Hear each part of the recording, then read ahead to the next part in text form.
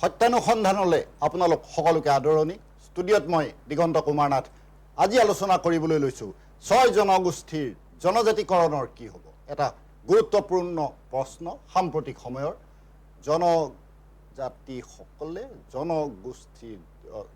জনজাতিসকলে বিভিন্ন সময়ত বিভিন্ন দাবী উত্থাপন কৰি আছে। 6 জনগোষ্ঠীয়ে নিজৰ জনজাতিকৰণৰ বাবে দাবী উত্থাপন কৰিছে। আহোম, মৰাণ, মটক, চুতীয়া, চাহ জনগোষ্ঠী আৰু কোচ ৰাজবংশী এই লোকসকলে দীৰ্ঘ সময়ৰ পৰা জনজাতিকৰণৰ বাবে দাবী উত্থাপন কৰি আছে। কিন্তু ৰাজনৈতিক পাশা খেলেই হওক বা আন বাদ বিসম্বাদ হওক, সকলোৰে প্ৰৰোচনাত পৰি জনজাতিকৰণৰ দাবী ক'ৰবাত নচ্ছাদ হৈ গৈছে। তেনে এক প্ৰক্ৰিয়া বৰ্তমান সময়তো আৰম্ভ হৈছে।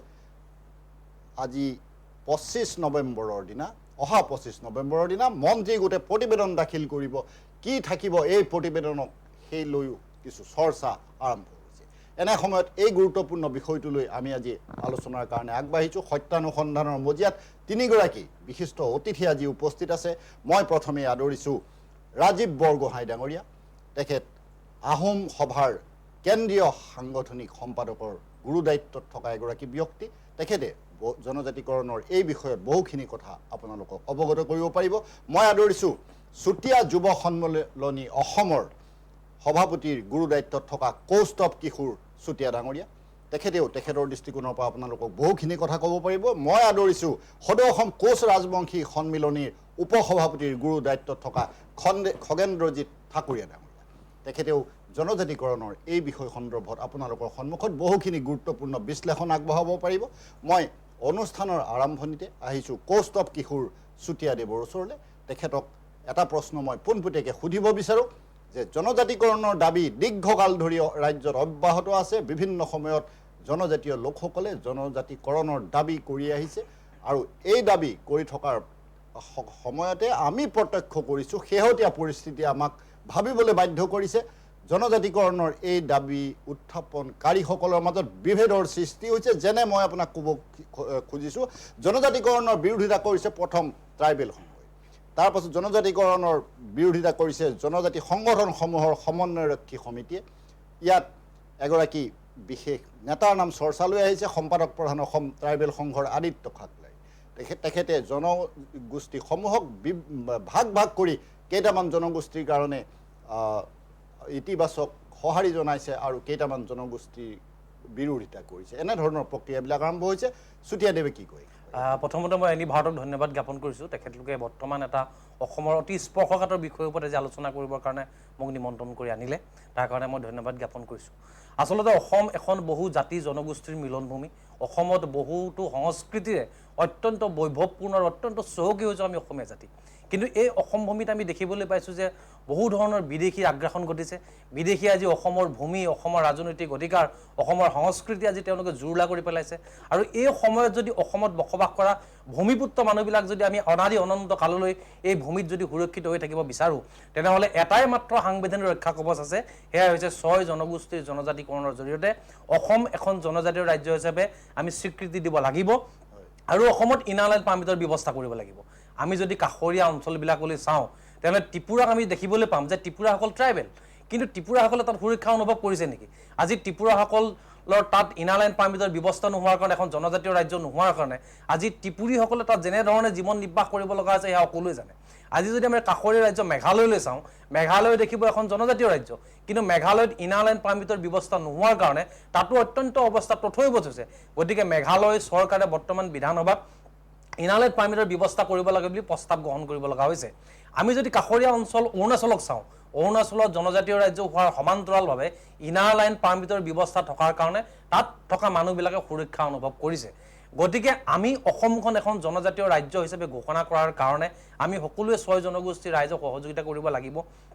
ইয়াত বড়ো, কছাৰী, মৰাণ, মটক, মিচিং সকলো জাতি জনগোষ্ঠীয়ে যাতে অনাদি অনন্ত কাললৈকে ভূমিপুত্ৰ মানুহবিলাক যাতে সুৰক্ষিত হৈ থাকে, এই বিষয়টোত আমি নিশ্চিতভাৱে গুৰুত্ব প্ৰদান কৰিবই লাগিব। এই সময়ত আমি অত্যন্ত আচৰিত হৈছোঁ যে অসমৰ আদিম ভূমিপুত্ৰ বড়োসকলৰ এজন সন্তান আদিত্য খাকলাই ডাঙৰীয়াদেৱে এই 6 জনগোষ্ঠীৰ জনজাতিকৰণটোৰ বিৰোধিতা কৰিছে। তেওঁ আহোম, চুতীয়া আৰু কোচ ৰাজবংশীসকলৰ জনজাতিকৰণৰ ক্ষেত্ৰত তেওঁ কেইবাটাও গুৰুত্বপূৰ্ণ তেখেতে মন্তব্য দাঙি ধৰিছে। তেওঁ প্ৰথমে কৈছে যে এই জনগোষ্ঠীকেইটা মূল অসমীয়া, এইটো তেওঁলোকে অত্যন্ত এটা মাৰাত্মক কথা কৈছে বুলি আমি ভাবিছোঁ যে মূল সুঁতিৰ অসমীয়া বুলি ক'লে আমি কি বুজি পাওঁ আজি অসমত বসবাস কৰা ভূমিপুত্ৰ বড়োসকল কি অসমীয়া নহয় নেকি আজি ৰাভাসকল কি অসমীয়া নহয় নেকি আজি কছাৰীসকল অসমীয়া নহয় নেকি আমিতো নামঘৰীয়া সংস্কৃতিৰ লগত বিহু সংস্কৃতিৰ লগত অসমৰ সংস্কৃতিৰ লগত যুগ যুগান্তৰ ধৰি অসমৰ আধ্যাত্মিকতা ভাৱৰ লগত যিসকল বিলীন হৈ আছে প্ৰত্যেককে আমি অসমীয়া বুলি ভাবিছোঁ আৰু এই অসমীয়া লগ হৈ আমি অসমখন বৰ অসম গঢ়িবৰ কাৰণে আমি নিশ্চিতভাৱে সপোন দেখিছোঁ তেনে অৱস্থাত অসমৰ আদিম ভূমিপুত্ৰ বড়ো জনগোষ্ঠীৰ এজন সন্তান হৈ তেখেতে অসমৰ ভূমিপুত্ৰ মানুহবিলাকৰ মাজত ভাগ ভাগ কৰাৰ যি ধৰণৰ ৰাজনীতিত লিপ্ত হৈছে এই ৰাজনীতিয়ে অসমখন দ্বিখণ্ডিত কৰিব আৰু অসমত বসবাস কৰা ভূমিপুত্ৰসকল কিন্তু অনাদি অনন্ত কাললৈকে বিপদৰ মুখলৈ ঠেলি দিব আমি দেখিবলৈ পাইছোঁ যে কোচসকলৰ এজন সন্তান কৰোণা দত্ত যেতিয়া মাজুলীত MLA হৈছিলে তেখেতে কৰোণা দত্ত MLA হোৱাৰ কাৰণে দুখ পাইছে কিন্তু আজি বিদেশী আহি যে মন্ত্ৰী হৈছে তাত তেওঁ কি সুখ পাইছে নেকি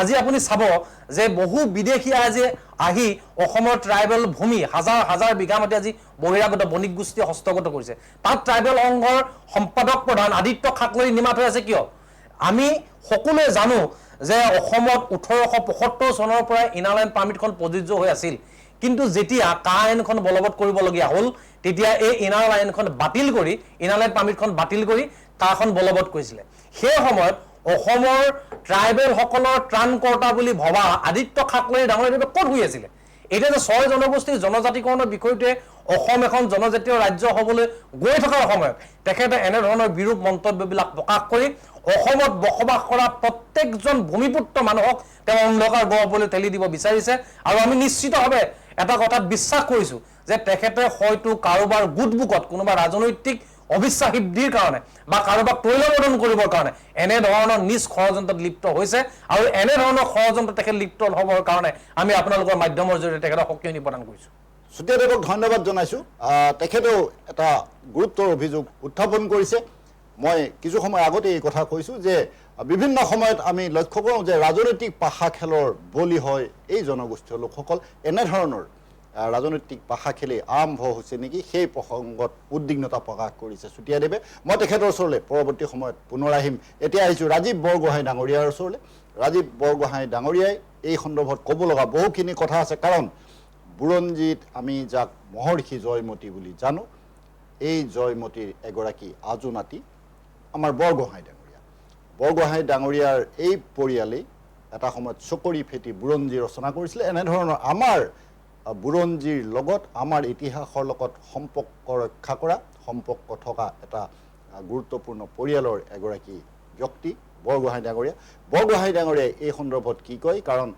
জনজাতিকৰণৰ এই বিষয়টোলৈ অকণমান আগতে চুতীয়া ডাঙৰীয়াই বহুখিনি কথা ক'লে এই বিভেদে আমাৰ মাজত কি আনিব আৰু এই বিভেদে আমাক আমাৰ প্ৰাপ্য আদায় দিয়া সম্ভৱ নে আপুনি কি কয় মই প্ৰথমতে আপোনালোকৰ চেনেলক ধন্যবাদ জনাইছোঁ এনেকুৱা এখন মুকলি মঞ্চ দিয়াৰ বাবে প্ৰথম কথাটো হ'ল বিভেদ এই বিভেদটো কিয় কাৰ স্বাৰ্থত আৰু খাকলৰি কোন হয় তেখেতক মই 2005 পৰা 9ৰ ভিতৰত তেখেতক মই ভালকৈ জানো হয়তো তেখেতৰ মনত নাই কিয়নো তেখেতো ডেকা আছিলোঁ ময়ো ডেকা আছিলোঁ 20 বছৰ আগৰ কথা কৈছোঁ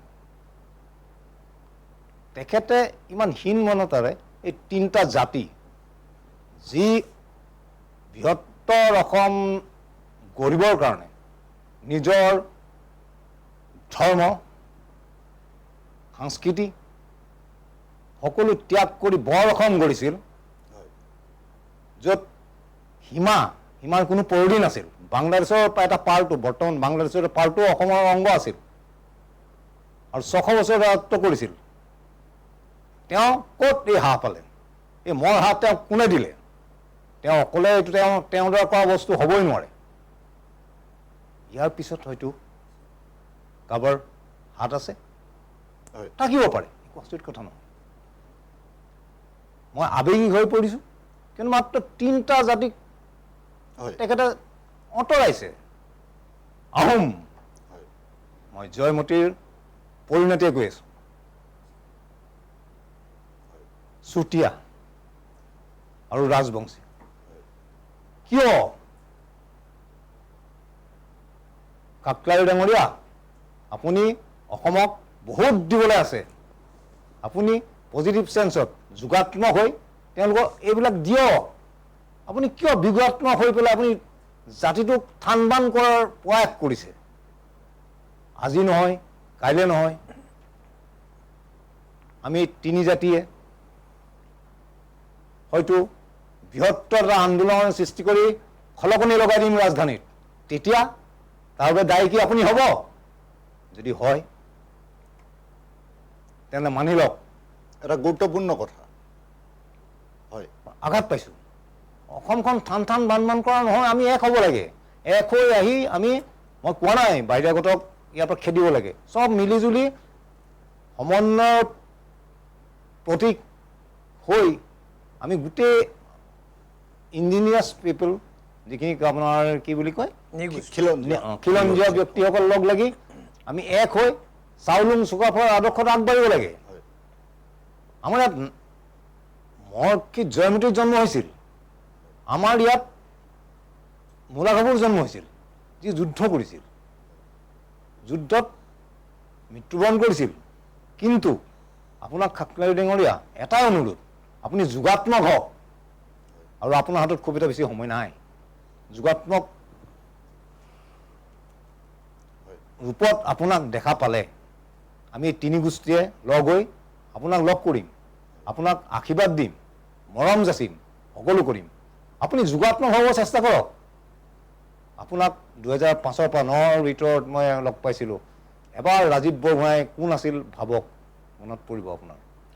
বৰগোহাঁই ধন্যবাদ জনাইছোঁ। তেখেতে বহুকেইটা গুৰুত্বপূৰ্ণ কথা অকণমান সময়ৰ ভিতৰতে আপোনালোকৰ সন্মুখত উত্থাপন কৰিলে। মই এতিয়া আহিছোঁ খগেন্দ্ৰজিৎ ঠাকুৰীয়াৰ ওচৰলৈ, আৰু ঠাকুৰীয়া ডাঙৰীয়াকো সুধিব লগা আমাৰ বহুকেইটা কথা আছে। কাৰণ আমি শেহতীয়া দিনসমূহত এই কথা লক্ষ্য কৰি আছোঁ, বিভিন্ন সময়ত জনজাতিকৰণৰ দাবীত বিভিন্ন হুংকাৰ দিয়া হৈছে, আন্দোলন আৰম্ভ কৰিছে আটচাই। আমাৰ কেইবাটাও জনগোষ্ঠীয় লোকে আন্দোলন আৰম্ভ কৰিছে। 2026ৰ ভিতৰত, 2026ৰ পূৰ্বে জনজাতিকৰণ নিদিলে ভোট বৰ্জন হ'ব বা এনেধৰণৰ চৰকাৰৰ প্ৰতি হুংকাৰ দিয়া হৈছে। এনে সময়তে কিন্তু আমাৰ সন্মুখলৈ 25 নৱেম্বৰৰ দিনটো আহি আছে। কাৰণ 25 নৱেম্বৰৰ এই দিনটোত মন্ত্ৰী গোটে প্ৰতিবেদন দাখিল কৰিব বুলি মুখ্যমন্ত্ৰীয়ে বাৰম্বাৰ ঘোষণা কৰি আছে। কি হ'ব আমাৰ পৰিণতি, আপুনি কি ভাবে? নমস্কাৰ। এনি ভাৰত এই মিডিয়াই অসমৰ খিলঞ্জীয়াৰ স্বাৰ্থত এই অনুষ্ঠানত আমাক মাতি তেওঁ যিটো উত্তৰণ বিচাৰিছে আমাৰ অসমখনৰ, তাৰ বাবে বহুত ধন্যবাদ জনাইছোঁ।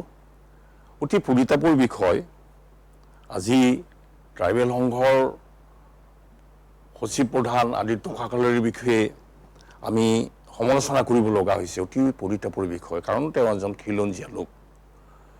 তেওঁৰ মন মগজুত যে অসমৰ এই খিলঞ্জীয়াখিনিৰ বৰ্তমান অৱস্থা কি হৈছে তেওঁ কিয় অনুধাৱন কৰা নাই, মই আচৰিত হৈছোঁ। তেওঁতো নিজে এজন খিলঞ্জীয়া। আজি গোটেই সম্পদ ভুলুণ্ঠিত হৈছে অনা অসমীয়াৰ হাতত। মই বাৰে বাৰে বহুত প্ৰেছ মিডিয়াই হওক, ইলেক্ট্ৰনিক মিডিয়াই হওক, এইবিলাক কথা কৈছোঁ যে আজি আমাৰ অসমখন বহিৰাগতৰ বৈধভূমি হৈছে, আমাৰ অস্তিত্ব বিপদাপন্ন। তেনে ক্ষেত্ৰত আমি সমূহ খিলঞ্জীয়া ঐক্যবদ্ধ হ'ব লাগে নে ইজনে সিজনৰ বিপক্ষে যুঁজিব লাগে? খাকলাৰিক মই প্ৰশ্ন কৰিছোঁ, খিলঞ্জীয়া লোক হিচাপে, খিলঞ্জীয়া নেতৃত্ব বহন কৰা লোক হিচাপে, যে আপুনি সমগ্ৰ অসমৰ খিলঞ্জীয়াৰ পক্ষত থাকিব নে অকল বড়ো বা ৰাভাৰ ক্ষেত্ৰত থাকিব? আমিতো গোটেই সমগ্ৰ অসমৰ গোটেইখিনি, মই এইটো কথা কোৱা নাই যে অকল কোচক লাগে সুবিধাটো, আমিতো কেতিয়াও কোৱা নাই। 6 জনগোষ্ঠীৰ বাহিৰেও যিখিনি খিলঞ্জীয়া আছে তেওঁলোকেও প্ৰাপ্যৰ পৰা যাতে বঞ্চিত নহয়, সেই চিন্তাটো আমি মগজুত ৰাখিছোঁ। কিন্তু তেওঁ আওপকীয়াভাৱে যে আমাৰ জনগোষ্ঠী, আমাৰ বিশেষকৈ কোচ ৰাজবংশীৰ জনসংখ্যা বেছি আছে, আহোমৰ জনসংখ্যা বেছি আছে, আমাৰ চাহ যিখিনি বাগিচাৰ লোক আছে জনসংখ্যা বেছি আছে, তেওঁলোকক মানে জনজাতিকৰণ কৰিব নালাগে। ইয়াত এটা সাংঘাতিক ধৰণৰ আমি গুণ পাই গ'লোঁ। মই স্পষ্টভাৱে ক'বলৈ বিচাৰিছোঁ, এইটো কিন্তু সাংঘাতিক ধৰণৰ ৰাজনৈতিক এটা চক্ৰান্ত চলিছে। কাৰণ আমি এনেধৰণে ঐক্যবদ্ধ হৈছোঁ 6 জনগোষ্ঠী। আপোনালোকে নাভাবিব, মই অসমীয়া ৰাইজলৈ বিনম্ৰতা আবেদন জনাইছোঁ, ভুল নুবুজিব। 6 জনগোষ্ঠী সম্পূৰ্ণ ঐক্যবদ্ধভাৱে যুঁজিব। আজি চৰকাৰে মৰাণ মটকক যদি জনজাতিকৰণ কৰাৰ পাছত তেওঁলোকক বুজনি যেতিয়া আপোনালোকে সংগ্ৰামত নালাগিব, আপোনালোকক দিম, আপোনালোকে এগেইনষ্টত নাথাকে। আমি সম্পূৰ্ণ 6 জনগোষ্ঠী ঐক্যবদ্ধ হৈছোঁ, অংগীকাৰবদ্ধ হৈছোঁ খিলঞ্জীয়াৰ স্বাৰ্থত।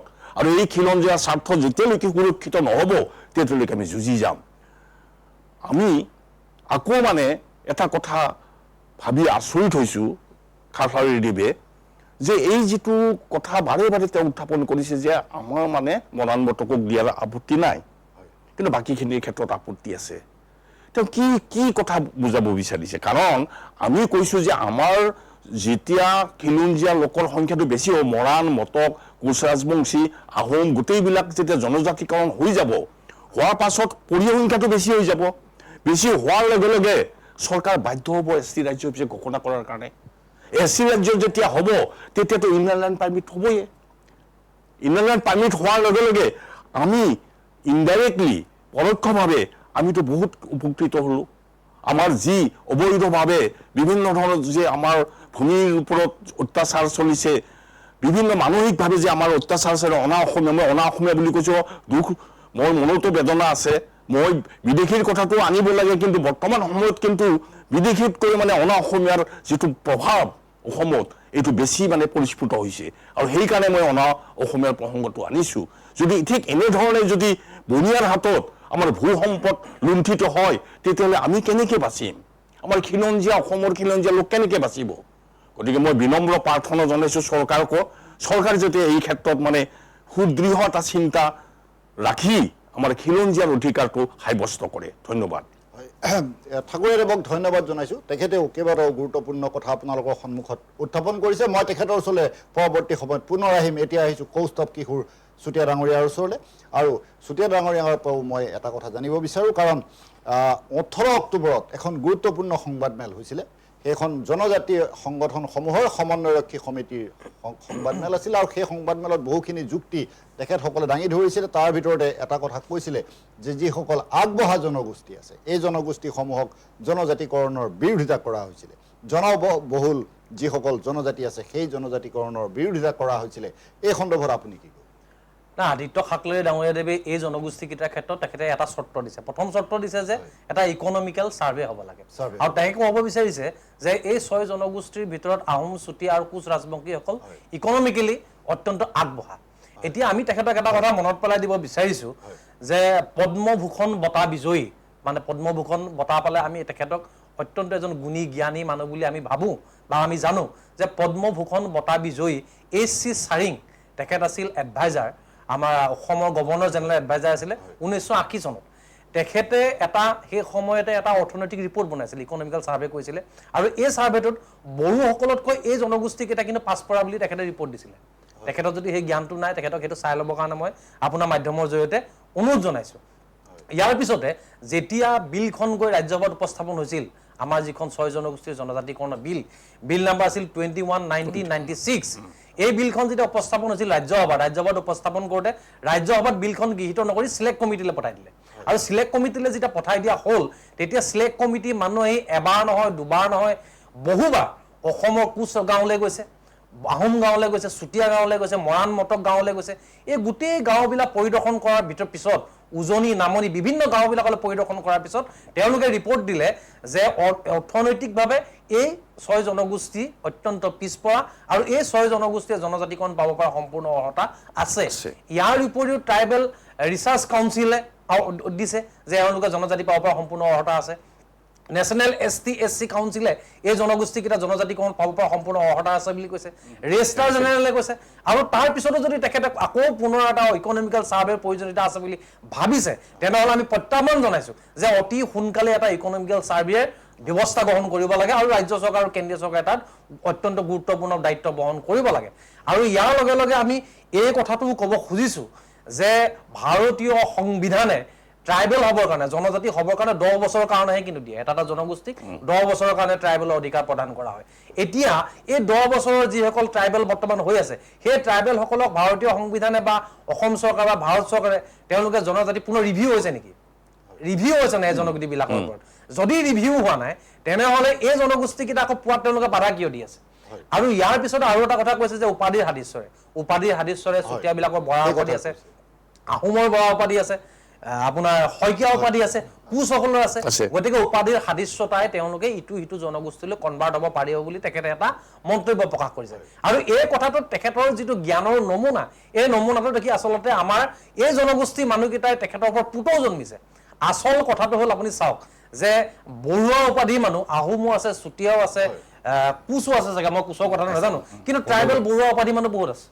ট্ৰাইবেল এনেকুৱা বৰুৱা উপাধি মানুহ আছে যি বৰ্তমান ৰাজনৈতিকভাৱে অত্যন্ত প্ৰভাৱশালী মই আপোনাৰ চেনেলৰ নাম ক'বলৈ নাযাওঁ আজি দাস উপাধি এনেকুৱা বহুত মানুহ আছে এছচিও আছে চুতীয়া মানুহো আছে আৰু ট্ৰাইবেল মানুহো আছে দাস উপাধি গতিকে উপাধিৰ হাদিশ্বতাই কেতিয়াও এইবিলাক মানে নিৰ্ণয় কৰিব নোৱাৰি অসম চৰকাৰে এখন সাৰ্টিফিকেট দিয়ে কাষ্ট সাৰ্টিফিকেটৰ জৰিয়তে আচলতে আমি কোন কি কাষ্টৰ মানুহ এইটো নিৰ্ণয় কৰিব পাৰোঁ গতিকে এনে ধৰণৰ আভুৱা বৰা কথা কৈ তেওঁ অসমৰ হাতাম পুৰুষীয়া যি শান্তি সম্প্ৰীতি বিঘ্নিত কৰি অসমত বসবাস কৰা ট্ৰাইবেল মানুহবিলাক অনাদি অনন্ত কাললৈকে সুৰক্ষিত হৈ যোৱাৰ সময়ত তেওঁ নিশ্চিতভাৱে কোনো শাসকীয় দলৰ আমি টিকট প্ৰত্যাশী হ'ব পাৰে কাৰোবাক তেওঁ মানে তৈল মদন কৰিবৰ কাৰণে বা আজি বহিৰাগত বণিক গোষ্ঠী অসমৰ ভূমি অসমৰ সম্পদ যিদৰে লুণ্ঠন কৰি আছে এই লুণ্ঠনকাৰী হাথিয়াৰো তেওঁ হ'ব পাৰে এনেকুৱা ধৰণৰ বিভিন্ন প্ৰশ্ন কিন্তু তেখেতৰ ওপৰত বৰ্তমান সময়ত আমাৰ মন মগজুৰ সৃষ্টি হৈছে গতিকে আমি বৰ্তমান সময়ত অত্যন্ত দুখত আছো যে অসমৰ এজন অত্যন্ত অসমৰ নহয়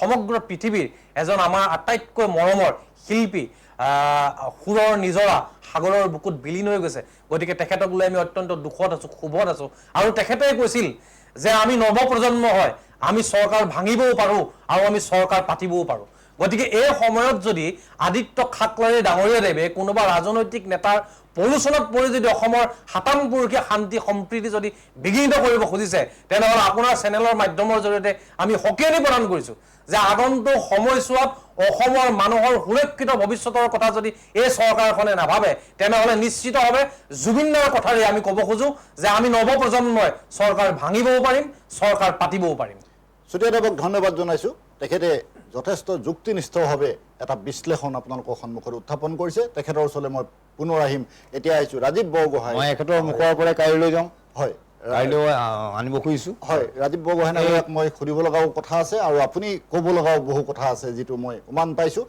চাব চুতীয়াদেৱে যিখিনি কথা কৈছে এনেধৰণৰ এক দাবী আমাৰ আটাচু নেতা বসন্ত গগৈয়েও সংবাদমেল যোগে উত্থাপন কৰিছে তেখেতে 1971 চনক ভিত্তিবৰ্ষ হিচাপে ধৰি সামাজিক আৰু অৰ্থনৈতিক পিয়লৰ দাবী কৰিছে সদৌ তাই আহোম ছাত্ৰ সন্থা আপুনি কি ভাবে যে এনেধৰণৰ পিয়ল কৰিলে এই সমস্যাবিলাকৰ সমাধান হ'ব নেকি আপোনাৰ দৃষ্টিত কি হ'ব মই প্ৰথমতে খাকলাৰীদেৱে কোৱা কথাৰ ওপৰত কওঁ এখেতৰ পৰা কাঢ়ি আনি হয় এইটো হৈছে আমাৰ যিটো প্ৰশাসনিক ব্যৱস্থা আহোমৰ আজি 800 বছৰ আগলৈ গুচি গ'লো পিছলৈ চৰি তাত একেকোপে কোনো ডাঙৰ মানুহ হোৱা নাছিলে হয় সাতঘৰীয়া আহোমৰ আছিলে এইকেইটা উপাধিকেইটা বৰ নকম এতিয়া তাৰপাছত লাহে লাহে বৰাৰ সৃষ্টি হ'ল কেইজনমান মানুহ প্ৰথম পাইক পথাৰ সৃষ্টি হ'ল 4জন মিলি পেলাই এটা পাইকৰ পৰা আহিলে আপোনাৰ বৰা কেইখনমান মানুহৰ তাৰপাছত আহিলে আপোনাৰ হাজৰিকা শইকীয়া এইবিলাক কোনো আহোম মানুহৰ নাছিলে যি কাম কৰি সফল হৈছিলে গোট তেখেতসকলে লাভ কৰিছিলে এইটো আহোমকে দিব তাত কোনো কথা নাছিল কোঁৱৰ বৰগোহাঁই বুঢ়াগোহাঁই বৰপাত্ৰ গোহাঁইটো কিন্তু কোঁৱৰৰ পৰা দিয়া এইটো প্ৰশাসনিক এটা উপাধি কোনো বৰপাত্ৰ গোহাঁই নাছিল দিয়া উপাধি তাৰপাছত মোমাই তামুলী বৰবৰুৱাৰ পুতেকজন লাচিত বৰফুকন নাছিলে বীৰ লাচিত শৰাইঘাটৰ সেইখন কৈ থাকে সেইখন ক'ত হৈছে হোৱা নাছিলে ইটাখালিত হৈছিলে সেইখন বুৰঞ্জী অধ্যয়ন নকৰাকৈ মানুহে যি মন যায় তাকে কয় আজিকালি কৈ আছে তাই এইবিলাক শুনি অতিষ্ঠ হৈ পৰিছোঁ আপোনালোক অধ্যয়নৰ ফালে আগবাঢ়ক, পঢ়ক। আৰু আপুনি ক'লে এই চেঞ্চাছেদি কি লাভ হ'ব? কেইজনমান ইয়াৰ আগতে এখন চেঞ্চাছ হৈ গ'ল, তাৰপিছত আমাৰ আপোনাৰ হেৰি আছিলে, কৈ আছোঁ 51 চন কাট-অফ ইয়েৰ আছিলে, তাৰপাছত সেইখন আনি পেলাই আপোনাৰ 71 চন কৰিলে, তাৰপাছত কৰি দিলে এখন হঠাৎ আহি কাহ আহি গ'ল, তাৰপাছত সেইবিলাক চব শেষ। এতিয়া কিন্তু আটাচোন এটা বসন্ত গগৈয়ে স্পষ্টভাৱে এই কথা কৈছে যে 1971 চনক ভিত্তিত যদি সামাজিক আৰু অৰ্থনৈতিক পিয়ল কৰা হয় তেতিয়াহ'লে বহুখিনি তথ্য স্পষ্ট হৈ পৰিব, তেখেতে এনেধৰণে কৈছে। তেখেতৰ ছাপোৰ্টতে মই কথাটো ক'ম বাৰু। কথাটো হ'ল কি, 71 চনৰ যদি পিয়ল এতিয়া কৰিবলৈ যায় কিমান দিন লাগিব, কেইবছৰ লাগিব? সময় লাগিব, সময় লাগিব। আৰু সেই সময় আমাৰ হাতত আছে জানো? সমাগত ইলেকশ্যন চাৰ্ভিচত তাৰ ভিতৰত হ'ব জানো? প্ৰশ্নটো তেখেতলৈ ঠেলিলোঁ মই, উত্তৰটো তেখেতেই দিয়ক। হয়, এটা গুৰুত্বপূৰ্ণ কথা, এই বিষয়ে যথেষ্ট বিশ্লেষণ হোৱাৰ প্ৰয়োজন আছে। মই বৰগোহাঁই নাগৰিক ধন্যবাদ জনাইছোঁ। এতিয়া আহিছোঁ খগেন্দ্ৰজিৎ ঠাকুৰীয়াৰ ওচৰলৈ, আৰু ঠাকুৰীয়াদেৱকো সুধিব লগা বহুখিনি কথা আছে, পাতিব লগা বহুখিনি কথা আছে। এই মুহূৰ্তত আমি যি কথা লক্ষ্য কৰিছোঁ, তেখেতসকলে আমাৰ এটা কথা উত্থাপন কৰিছে যে বৰ্তমানৰ যিসকল জনজাতি আছে, আন আন জনগোষ্ঠীসমূহক জনজাতিকৰণ যদি কৰা হয় তেখেতসকলক ক্ষতিগ্ৰস্ত হোৱাৰ আশংকা আছে, এই কথাটো প্ৰকাশ কৰা হৈছে। আপুনি এই সন্দৰ্ভত কি? মোৰ চিন্তা এটা হৈছে যে আদিত্য খাখলাৰীদেৱৰ অধ্যয়ন নাই, ঐতিহাসিক পটভূমি তেওঁ ভাল ধৰণে নাজানে। আমাৰ যিখিনি লোকক তেওঁ কৈছে যে দিব নালাগে, তেওঁলোকৰ যে এইটো জন্মস্বত্ব অধিকাৰ, আহোমসকলৰ, কোচসকলৰ, চুতীয়াসকলৰ যে জন্মস্বত্ব অধিকাৰ আৰু যে সাংবিধানিক অধিকাৰ, তেওঁ কিয় পাহৰি গ'ল? তেওঁ সংবিধানৰ ঊৰ্ধত কিয় কথা কৈছে? তেওঁতো সংবিধানৰ মুৰব্বী নহয়, তেওঁতো ৰাষ্ট্ৰৰ সাংঘাতিক ধৰণৰ ৰাজনৈতিক নেতা নহয়, তেওঁ এটা সংগঠনৰ এজন সম্পাদক হিচাপে তেওঁ বাধা যে প্ৰদান কৰিছে যে তেওঁলোকক 3টা জনগোষ্ঠীক জনজাতিকৰণ কৰি দিব নালাগে, এইটো তেওঁৰ কেনেধৰণৰ বিবেচনা? আজি আমাৰ চুতীয়াসকলৰ বিৰল ঐতিহাসিক পটভূমি আছে, আহোমসকলৰ বিৰল পটভূমি আছে, কোচসকলৰ বিৰল ৰাজনৈতিক পটভূমি আছে, ঐতিহাসিক পটভূমি আছে। আজি সৌভাগ্যক্ৰমে 3টা জনগোষ্ঠীৰে প্ৰতিনিধি আমাৰ আলোচনাত উপস্থিত আছে। চাওক, অতি আৱেগিক হৈছোঁ এটা কাৰণতে। আজি আমাৰ কোচসকলৰ কথা অহাৰ লগে লগে বিশ্ব মহাবীৰ চিলাৰ কথা আহিব। বিশ্ব মহাবীৰ চিলাইক তেওঁ অৱমাননা কৰিলে। আমিতো বংশধৰ, চিলাৰাইৰ বংশধৰ। আজি এই বিশ্ব মহাবীৰ চিলাৰাইক অপমান কৰাৰ নিচিনা হোৱা নাই জানো? গতিকে তেওঁ ঐতিহাসিক পটভূমিবিলাক খুব ভাল ধৰণে আকৌ অধ্যয়ন কৰক, অধ্যয়ন কৰি তেওঁ বিশ্লেষণটো আগবঢ়াওক। ঠিক এনেধৰণৰ ৰাজনৈতিক ষড়যন্ত্ৰ লিপ্ত হৈ তেওঁৰ যিটো অভিসন্ধি, আমিতো বহুত দুখ পাইছোঁ। খিলঞ্জীয়া লোক হিচাপে, এজন নেতা হিচাপে তেওঁ এনেকুৱা ধৰণৰ খিলঞ্জীয়া বিৰোধী এটা আচৰণ কিয় কৰিছে? আৰু সেইকাৰণে আমি ভাবোঁ, আমাৰ বিনম্ৰ অনুৰোধ আছে চৰকাৰলৈকো, আমি চৰকাৰৰ যিবিলাক কাম, আমাৰ যিবিলাক গোটেই অসমৰ ক্ষেত্ৰত বৰ্তমান চৰকাৰখনে যিখিনি ভাল কাম কৰিছে আমি ভাল বুলি কৈছোঁ, যিখিনি বেয়া কাম কৰিবলৈ খুজিছে অজ্ঞাতে হওক বা জ্ঞাতভাৱে, সেইখিনিক আমি সমালোচনা কৰিছোঁ। গতিকে চৰকাৰে নিশ্চয় এই ক্ষেত্ৰত সাংঘাতিক ধৰণৰ এটা চিন্তা ৰাখি 25 তাৰিখে সিদ্ধান্ত ল'ব, যিটো প্ৰতিবেদনৰ কথা ইয়াত আহিছে, চৰ্চালৈ আহিছে। কাৰণ আমাৰ মাজত কিন্তু ভাতৃঘাতীয় সংঘাত হোৱাৰ উপক্ৰম যাতে নহয়, এনেকুৱা ধৰণৰ চেণ্টিমেণ্টেল কথা কৈ দিছে খাখলাৰীদেৱে। আমাৰতো লাখ লাখ মানুহ এতিয়া উত্তেজিত হৈ গৈছে। 9 তাৰিখে সাংঘাতিক ধৰণৰ এখন আমি সমাৱেশ দিছোঁ, বুজিছেনে, বঙাইগাঁৱত। দেখিব আপোনালোকে, আমাৰ মানুহ উত্তেজিত হৈছে। অধিক উত্তেজিত হ'লে আৰু আমাৰ অসমৰ পৰিৱেশটো আৰু বেছি বেয়া হৈ যাব। খানাপাৰাতো এখন গণসমাৱেশৰ প্ৰস্তুতি চলি আছে, তেওঁলোকে কাউণ্টাৰ দি পেলাই দিব। সেইটো ভাতৃঘাতী এটা আমাৰ সংঘাত যাতে নহয়। ভাতৃঘাতী সংঘাত হ'লে অসম বৰবাদ হৈ যাব।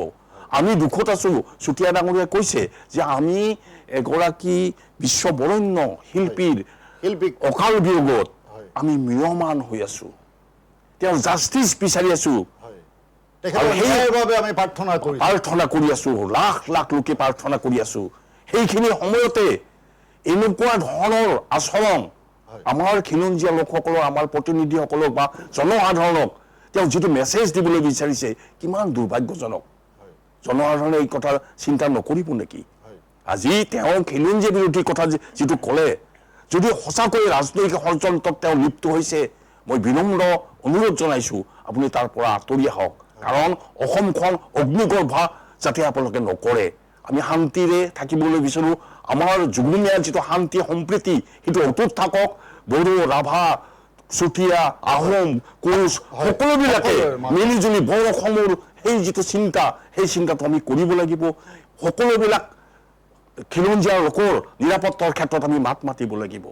আমি চিন্তা কৰিছোঁ, আমি অকল কোচৰ কথাই চিন্তা কৰি থকা নাই। অসমৰ যিসকল সৰ্বহাৰা খিলঞ্জীয়া লোক আছে তেওঁলোকে কেনেধৰণে তেওঁলোকৰ যিটো প্ৰাপ্য অধিকাৰ, সাংবিধানিক যিটো অধিকাৰ পায় সেইটোৰ কাৰণে আমি যুঁজ দি আছোঁ। আৰু সেনেকুৱা এটা সন্ধিক্ষণত, সেনেকুৱা এটা সময়ত খাকলাৰী কিয় এনেকুৱা ধৰণৰ নাভূত নাচুত কথা মনলৈ আনিছে মই ভাবি পোৱা নাই। ঠাকুৰে ডাঙৰীয়াক ধন্যবাদ জনাইছোঁ। তেখেতে সঠিক কথা কৈছে। আমাৰ এই সমাজখন শান্তিৰ সমাজখন, সম্প্ৰীতিৰ সমাজখন কোনো কাৰণতে ঘূণে ধৰিবলৈ দিব নোৱাৰি। আমাৰ সমাজৰ মাজত এই বিভেদকামী শক্তিসমূহো আমি চিনাক্ত কৰিব লাগে আৰু বৰ অসমৰ আমাৰ যি সপোন, এই সপোন সদায় সুদৃঢ় কৰি ৰাখিব লাগে। আমি এটা গুৰুত্বপূৰ্ণ বিষয়ত আজি আলোচনা কৰি আছোঁ, 6 জনগোষ্ঠীৰ জনজাতিকৰণৰ কি হ'ব। কিছু সময়ৰ পাছত আমি আলোচনালৈ পুনৰ উভতি আহিম। এতিয়া লৈছোঁ খন্তেক সময়ৰ বাণিজ্যিক বিৰতি।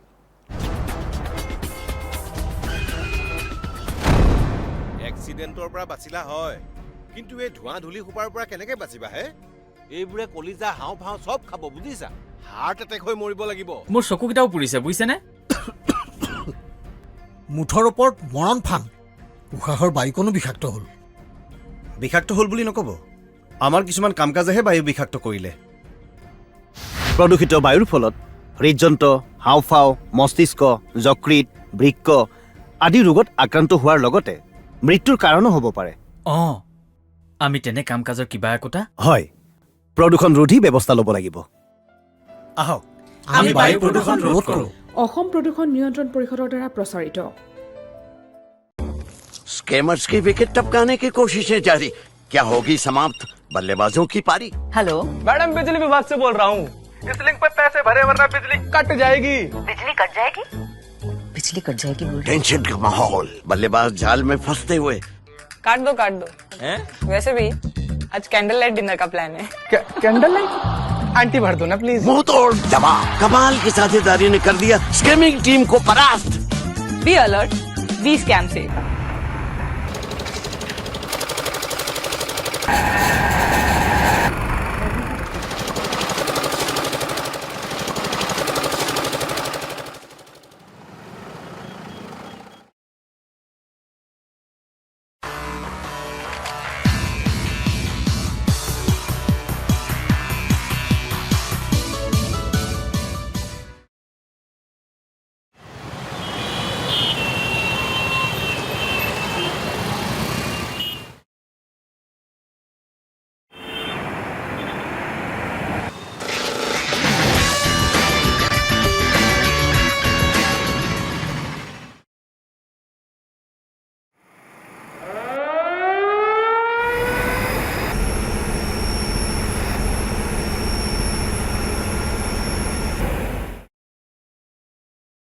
অসম প্ৰদূষণ নিয়ন্ত্ৰণ পৰিষদৰ দ্বাৰা প্ৰযোজিত আৰু প্ৰচাৰিত।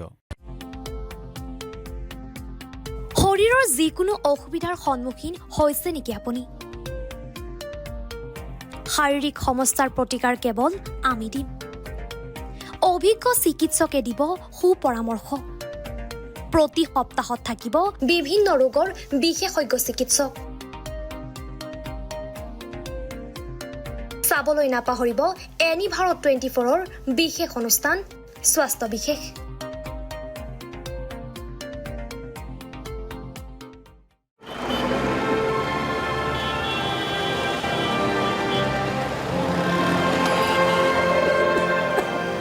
গোটেইখন ধোঁৱা ধোঁৱা হ'ল।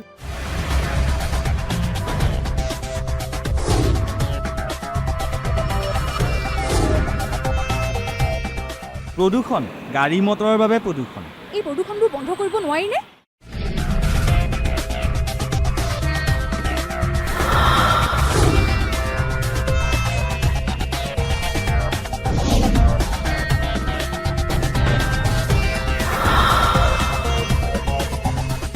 বহু পৰিমাণে কমাব পৰা যায়।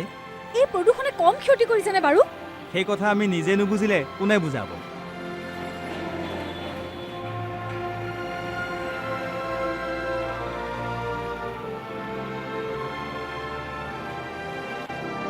অসম প্ৰদূষণ নিয়ন্ত্ৰণ পৰিষদৰ দ্বাৰা প্ৰযোজিত আৰু প্ৰচাৰিত।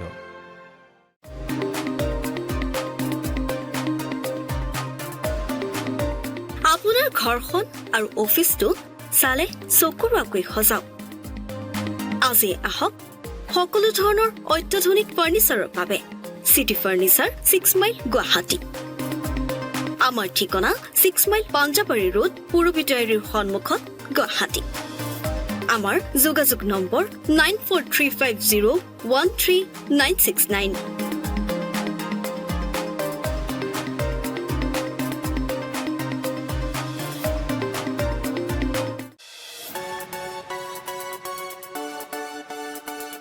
ৰঙাপাৰাবাসীৰ বাবে সুখবৰ।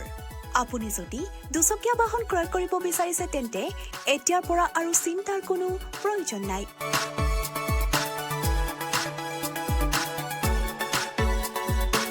আপুনিও আহিব পাৰে DBP associate Bajaj two wheeler ডিলাৰলৈ।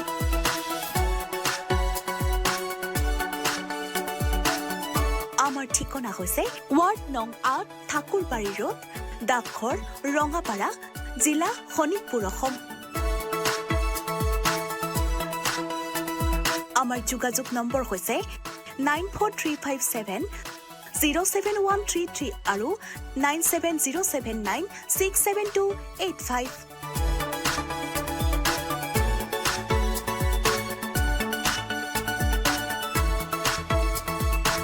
Business register हो गया? यस, सिर्फ करंट अकाउंट बाकी है। करंट अकाउंट के लिए तो SBI बेस्ट है। यूएस मशीन मिलेगा और QR कोड भी। Best cash deposit limit east और वेस्ट इंडस्ट्री में बेस्ट, सबको पता है। SBI करंट अकाउंट बेस्ट है, सबको पता है। এ বাইদেউ কি কৰে? জাবৰ পেলাও আকৌ। এইবোৰ এই পলিথিন প্লাষ্টিকৰ জাবৰবোৰ সদায়তো এই নলাটোতেই পেলাই আহিছো। পলিথিন প্লাষ্টিক পেলাই নলাটো একেবাৰে বন্ধ কৰি পেলাইছে। পানী ওলাই যাব নোৱাৰে, নহয়নে বাইদেউ?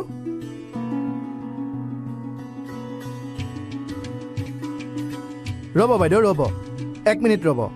আপুনি জানেনে পলিথিন প্লাষ্টিক পানীত নগলে মাটিটো মিলি নাযায়। আপোনালোকে সেইবোৰ নলাত পেলায় আৰু গোট খাই নলাটো বন্ধ হৈ যায়। হ'ব আৰু নেপেলাও দিয়ক, জ্বলায়ে দিম। আৰু বেছি বেয়া হ'ব, জ্বলালে বায়ু বিষাক্ত হ'ব।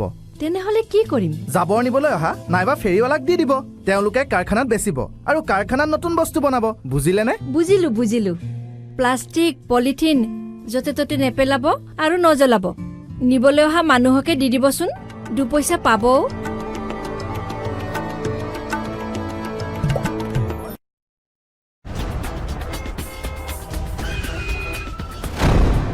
এক্সিডেণ্টৰ পৰা বাচিলা হয়, কিন্তু এই ধোঁৱা ধূলি সোপাৰ পৰা কেনেকে বাচিবা হে?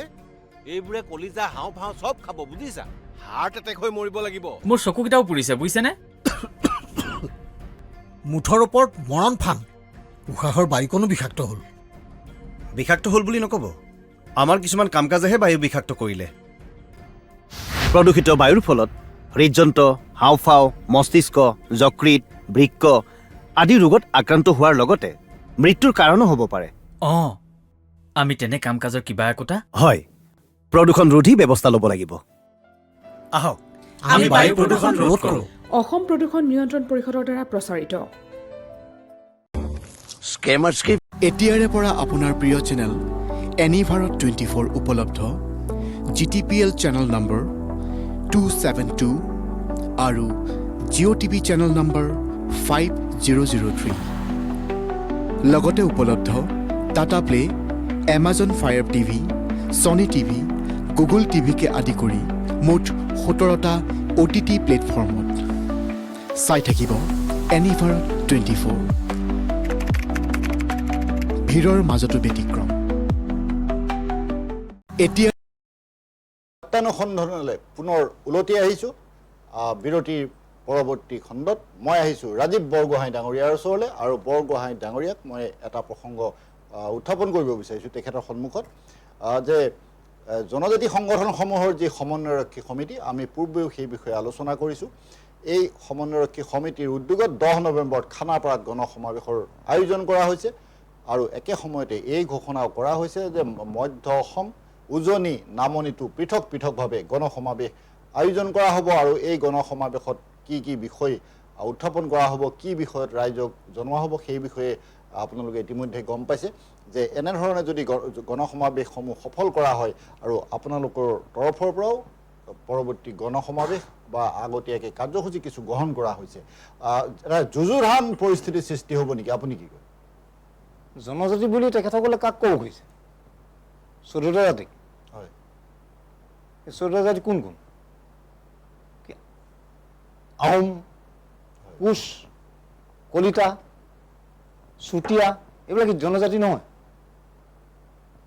কি বুজাব খুজিছে তেখেতে মই অলপ সন্দেহ হৈছে তেখেতৰ ভগৱানে তেখেতক শৰীৰে ৰাখক কিন্তু এটা সন্দেহ হৈছে তেখেতৰ হৈছে কি তেখেতে 40 লাখ মানুহ গোটাব ক'ৰ পৰা আটাইতকৈ সৰ্ববৃহৎ জাতিটো হ'ল আহোম 40 লাখৰ এটা হিচাপ চৰ্চিত হৈ আছে তাতকৈ বেছি আছে লাগিলে লণ্ডন ইণ্ডিয়া বাহিৰত থকা বিদেশত থকাখিনি গুচি আহিব সিমানখিনি হ'ব পাৰে কিন্তু তেখেতে কি বিচাৰি আছে এইটো কি ভাতৃঘাতী সংঘৰ্ষ কৰাৰ কাৰণে কোনোবাই তেওঁক ওচৰতে নিদিছে নে তেওঁ অধ্যয়ন পুষ্ট নোহোৱাৰ কাৰণে তেওঁবিলাক অধিক সপোন দেখা আৰম্ভ কৰিছে বৰগোহাঁইদেৱক মই সেই কথাটোৱে সুধিছোঁ যে এক যুযুধান পৰিস্থিতিৰ সৃষ্টি হ'বলৈ গৈ আছে নেকি আমাৰ অসমত এইটো হোৱাটো নিবিচাৰোঁ সঁচা কথা কওঁ কোনেও নিবিচাৰোঁ আমি অসমীয়াই নিবিচাৰোঁ আহোমে স্পেচিয়েলি নিবিচাৰে আমি জনজাতিসকলে নিবিচাৰোঁ কাৰণ এইটো যে আমি বৃহৎ অসমীয়া জাতি বনোৱা কিন্তু কি কৰিব গৈ আছে তেখেতে ইয়াৰ প্ৰশ্নটো মই তেখেতকে সুধিছোঁ উত্তৰটো দিয়ক সোনকালে দিয়ক হাতত সময় নাই কিয়নো ভাতৃঘাতী সংঘৰ্ষ হৈ বহুত নোহোৱা বস্তু কিছুমান হৈ যাব ঘটি যাব কিয়নো কাজিৰঙা ইফালৰ পৰা আহোম ডমিনেটেড উত্তৰৰ পৰা আহোম ডমিনেটেড যদি চব যুদ্ধাংধাৰী হৈ ওলাই গুচি আহে সন্মুখত পৰি আছে আপোনাৰ ইলেকশ্যন তেখেতে ইলেকশ্যন লৈ ধেমালি কৰিব আহিছে নে তেখেতক চেয়াৰমেন টেয়াৰমেন কিবা লাগে ডাইৰেক্ট খুজি দিয়ক এটা গুৰুত্বপূৰ্ণ প্ৰশ্ন হৈছে কি তেখেতে কৰি আছে মই 2005-09 মই এনেকৈ পাইছিলোঁ মই পাহৰি গ'লোঁ মই তেতিয়া ডেকা আছিলোঁ ফুলন্ত ডেকা তেখেতো ডেকা জেগাডোখৰ নামো কৈ দিছোঁ ডিমৰীয়াত ডিমৰীয়া এই অঞ্চল এইবিলাক বাদ দিয়ক এতিয়াও আপোনাক কৈ আছোঁ ৰিকুৱেষ্টে কৰি আছোঁ আপুনি বৃহত্তৰ স্বাৰ্থত ওলাই আহক আপুনি বহুত কিবা কিবি দিব পাৰিব ওলাই আহক কৰিবলৈ বহুখিনি কাম আছে তেখেতৰ হাততো আছে তেখেতেও পাৰে ওলাই আহক আপুনি এইবিলাক এই 3টাক নালাগে সেই 4টাক লাগে সেই 14টাক লাগে এখন কি কৰি আছে কেনেকুৱা ধৰণৰ কি বস্তুটো কি বুজাই দিয়ক আপোনাৰ অনুৰোধ থাকিল বৰগোহাঁই ডাঙৰীয়াক ধন্যবাদ জনাইছোঁ তেখেতে যথেষ্ট ক্ষোভত এইখিনি বক্তব্য আপোনালোকৰ সন্মুখত আগবঢ়াইছে মই এতিয়া আহিছোঁ কৌস্তভ কিশোৰ চুতীয়াদেৱৰ ওচৰলৈ আৰু চুতীয়াদেৱকো মই একেধৰণৰ প্ৰশ্নই সুধিব বিচাৰোঁ যে যুদ্ধ বিচাৰে নেকি যুদ্ধ কোনো নিবিচাৰে আচলতে যুদ্ধ নিবিচাৰোঁ কাৰণে আচলতে আজি আলোচনা চক্ৰলৈ আহিছোঁ আমি সকলোৱে শান্তি বিচাৰোঁ সম্প্ৰীতি বিচাৰোঁ আৰু অসমত থকা ভূমিপুত্ৰসকল যাতে অনাদি অনন্ত কাললৈকে অসমৰ ভূমিত নিজৰ স্বাভিমান লৈ জীয়াই থাকিব পাৰে তেনে এটা মনোভাৱ লৈ আমি অসমখনত থাকিব খোজোঁ এতিয়া কথা হ'ল আদিত্য খাকলাৰী ডাঙৰীয়াদেৱে 14টা মানে জনজাতীয় সংগঠনক লৈ তেখেতে সমাৱেশ কৰাৰ কথা এটা সংবাদ মাধ্যমত কৈছে এতিয়া কথাটো হ'ল যে আমি ট্ৰাইবেল বুলি ক'লে কাক কওঁ এতিয়া চুতীয়াসকল কি ট্ৰাইবেল নহয় নেকি কোচসকল কি ট্ৰাইবেল নহয় নেকি আহোমসকল কি ট্ৰাইবেল নহয় নেকি আমিও ট্ৰাইবেল আমি হৈছোঁ তালিকা বহিৰ্ভূত জনজাতি নন শিডিউল ট্ৰাইব আৰু তেওঁলোক হৈছে তালিকাভুক্ত জনজাতি শিডিউল টাইপ তেওঁলোক আমি নন শিডিউল টাইপ আৰু তেওঁলোক হৈছে শিডিউল টাইপ তালিকাভুক্ত ভাৰতীয় সংবিধানে তেওঁলোকক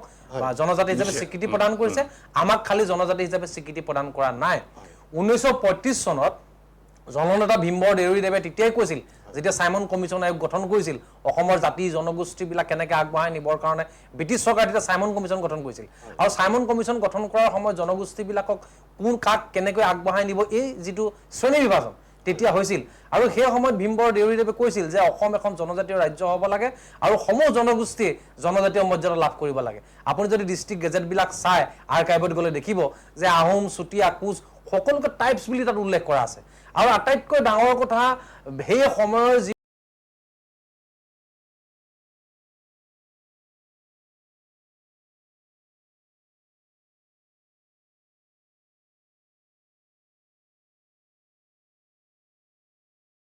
এতিয়াৰে পৰা আপোনাৰ প্ৰিয় চেনেল এনি ভাৰত 24 উপলব্ধ।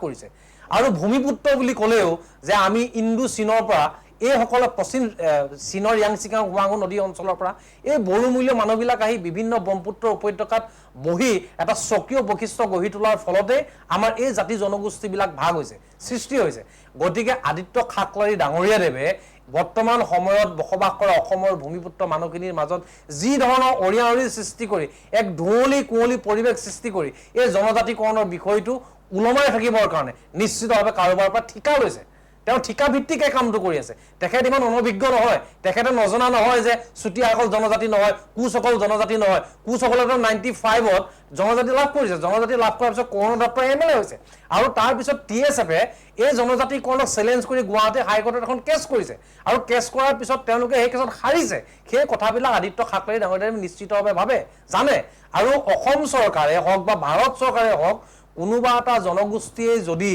শক্তি প্ৰদৰ্শন কৰিলে বা অভিৱৰ্তন পাতিলে যদি কাৰোবাক জনজাতিক দিয়ে সাংবিধানিক মৰ্যাদা দিয়ে বা কাৰোবাক কৰ্তন কৰে তেনেহ'লে সেইটো আমি কোনো দেখা নাই অসমত আমি দেখিলো কাৰ দৰে এখন আন্দোলন হ'ল সমগ্ৰ অসম ধুঁৱলী কুঁৱলী হ'ল জ্বলি চাৰাখাৰ হৈ গ'ল তাৰপিছতো কিন্তু কাখন বলবৎ কৰিছে ইয়াৰ পিছত আদিত্য খাকলাৰীয়ে যদি 40 লাখ মানুহ সমাৱেশ কৰি তেওঁ যদি ভাবিছে যে 6 জনগোষ্ঠীৰ জনজাতিকৰণৰ বিষয়টো স্থবিৰ কৰি দিব পাৰিব তেতিয়াহ'লে এই জনগোষ্ঠীয়ে কিন্তু কোটিমান ঘৰৰ মানুহ গোটাব তেতিয়া কি চৰকাৰে আকৌ দিব নেকি এইটো কম্পিটিশ্যন নহয় নহয় এখন খেল নহয় নহয় যে কোনোবাই মানুহ মানে সমাগম কৰিব আৰু চৰকাৰে ভয় কৰি দেখি কিবা সাংবিধানিক স্বীকৃতি প্ৰদান কৰিব গতিকে এনেধৰণৰ অলিক সপোন তেখেতক নেদেখিবৰ কাৰণে আমি পুনৰবাৰ আহ্বান জনাইছোঁ আৰু তেখেতক এইটোও অনুৰোধ জনাইছোঁ যে আমি কছাৰী ডিমাচা মৰাণ বড়ো আহোম চুতীয়া সকলো লগ হৈ এখন সমন্বয় আমি অসম গঢ়িব লাগিব আৰু এই অসম গঢ়িবৰ কাৰণে তেখেতকে আগভাগ ল'বৰ কাৰণে মই মঞ্চৰ জৰিয়তে তেখেতক আহ্বানো জনাইছোঁ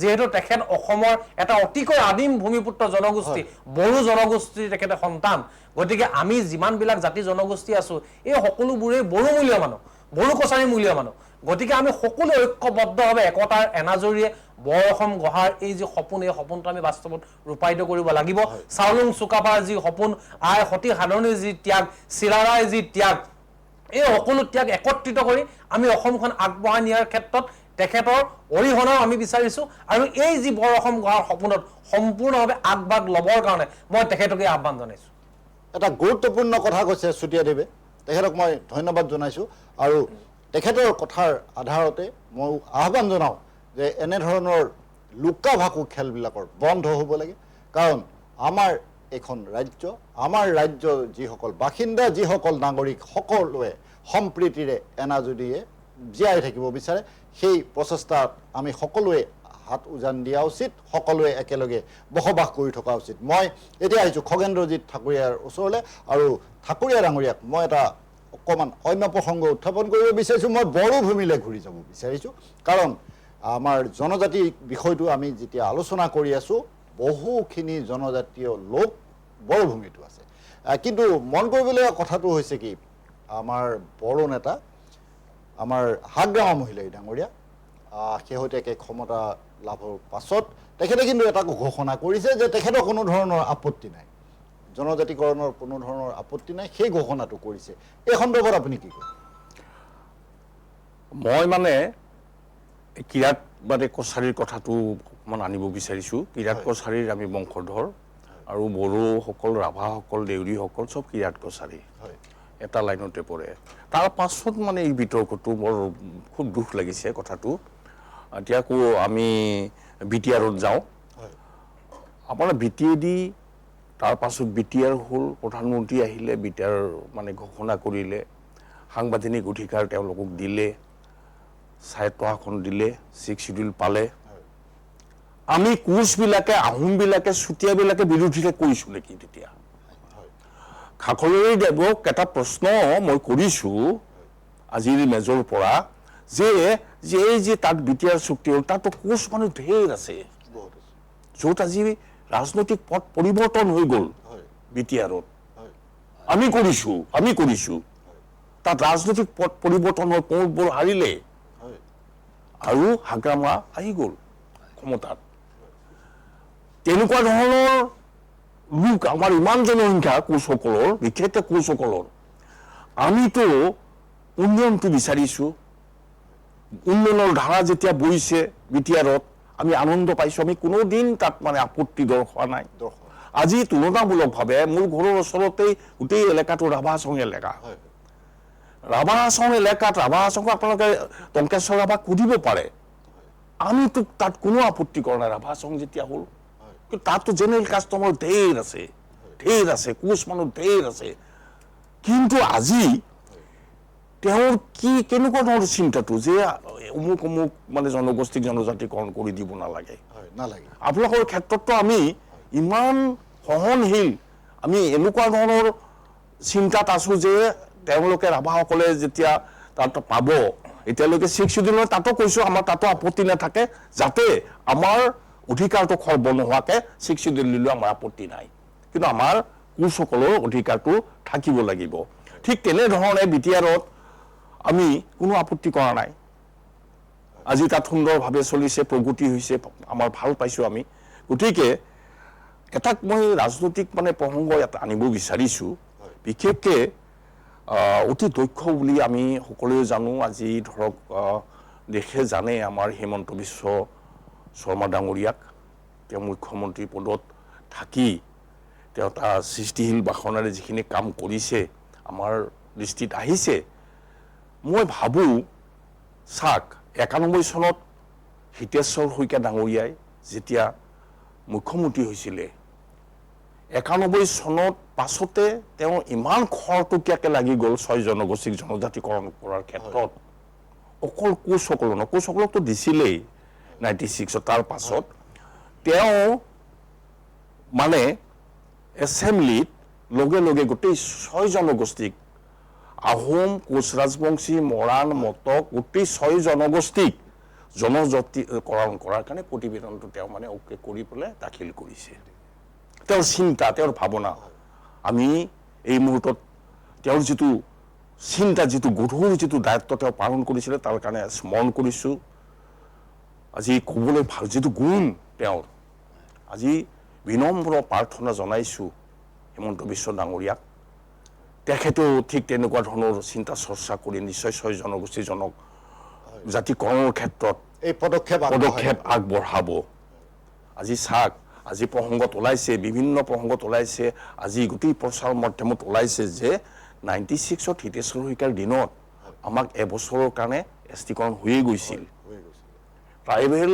সংঘৰ ষ্টুডেণ্ট ফৰামে হাইকোৰ্ট কৰি দিলে হাইকোৰ্ট কৰি দিয়াৰ পাছত আমাৰ হেঙিং হৈ গ'ল অতি পৰিতাপৰ বিষয় আকৌ মানে সেইটো যদি আমাৰ ক্ৰাইটেৰিয়া কমপ্লিট ফুলফিল আছে ৰাষ্ট্ৰপতিয়ে অধ্যাদেশ জাৰি কৰি স্বাক্ষৰ কৰিছে স্থায়ী সদনত মানে হৈছে গতিকে লোকসভাতে চব হোৱাৰ পাছত আকৌ কেছ কৰি দিলে আমাৰতো চাৰ্টিফিকেট আমি সেই সময়ত ছাত্ৰ ছাত্ৰীক দিলোঁ আমাৰ চুতীয়া ডাঙৰীয়াই কৈছে যে আমাৰ মাজুলীত MLA হৈ গ'ল এই কোটাত এই যিটো চিন্তা যিটো ঈৰ্ষাম্বিত যিটো চিন্তা এইটো মানৱ দৰদী নেকি নে সংহতিৰ পক্ষত এইটোতো হ'ব নোৱাৰে তেওঁ আমাৰ এজন MLA মাজুলীত হ'ল, তেওঁ কি হ'ল বাৰু? ইমান সাংঘাতিক ধৰণৰ তেওঁ যে কমপ্লেক্সত ভুগিছে, এতিয়া যে বিদেশী মন্ত্ৰী হৈছে, এতিয়া যে বিদেশী এই যে অনা অসমীয়া মানুহ যে এতিয়া মন্ত্ৰী হৈ আছে,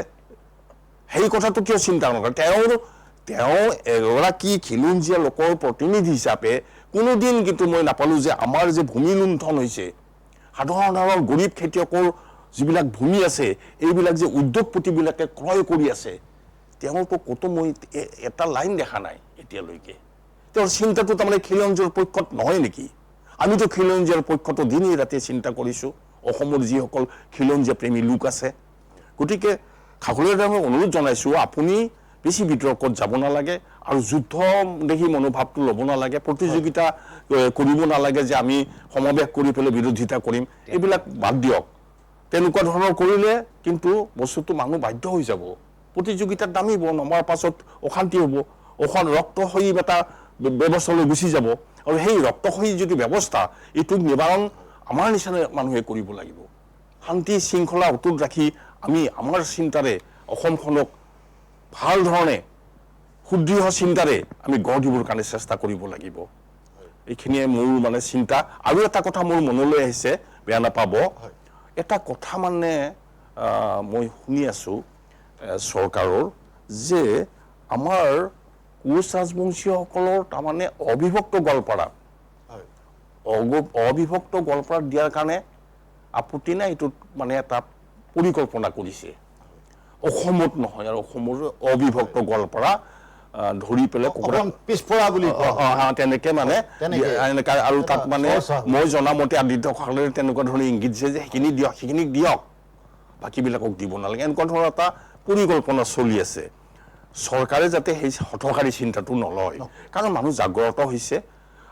আৰু এটা মানে অপপ্ৰচাৰ মানে চলি আছে যে বিসম্বাদটো হ'ব 6 জনগোষ্ঠীৰ মাজতে, মানে বিসম্বাদ নহয়, 6 জনগোষ্ঠীৰ মাজত। মই এই আজি মেজমেলৰ পৰা কৈছোঁ, কোনো বিসম্বাদ নাই, 6 জনগোষ্ঠী ঐক্যবদ্ধ হৈ আছে, অসমৰ সমূহ খিলঞ্জীয়াৰ লগত ঐক্যবদ্ধ হৈ আছে, আৰু আমি সেই পৰ্যায়লৈকে গৈ যাম। সেইখিনিয়ে কথা।